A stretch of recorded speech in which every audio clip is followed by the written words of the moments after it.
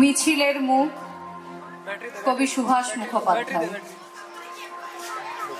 মিছিলে দেখেছিলাম একটি মুখ, মুষ্টিবদ্ধ একটি শানিত হাত আকাশের দিকে নিক্ষিপ্ত, বিশ্বস্ত কয়েকটি কেশাগ্র আগুনের শিখার মতো হাওয়ায় কম্পমান।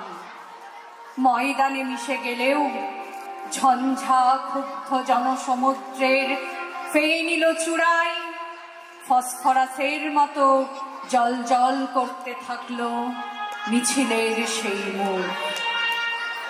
সভা ভেঙে গেল, ছত্রাকারে ছড়িয়ে পড়ল ভিড়, আর মাটির দিকে নামানো হাতের অরণ্যে পায়ে পায়ে হারিয়ে গেল মিছিলের সেই মুখ।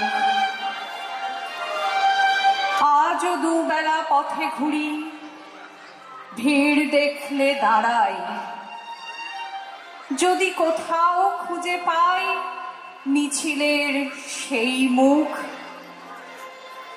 কারো বাঁশির মতো নাক ভালো লাগে, কারো হরিণের মতো চাহনি নেশা ধরায়, কিন্তু হাত তাদের নামানো মাটির দিকে ঝঞ্ঝা ক্ষুব্ধ জনসমুদ্রে জ্বলে ওঠে না তাদের দৃপ্ত মুখ ফসফরাসের মতো।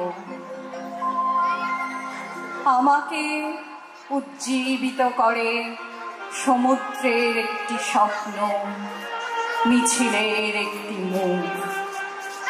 অন্ধকারে হাতে হাতে তাই গুজে দিই আমি নিষিদ্ধ এক ইস্তাহার।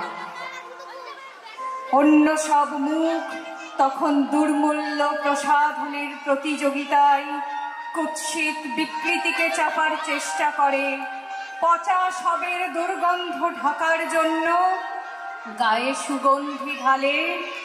তখন অপ্রতিদ্বন্দ্বী সেই মুখ নিষ্কৌশিত তরবারির মতো জেগে উঠে আমাকে জাগায়।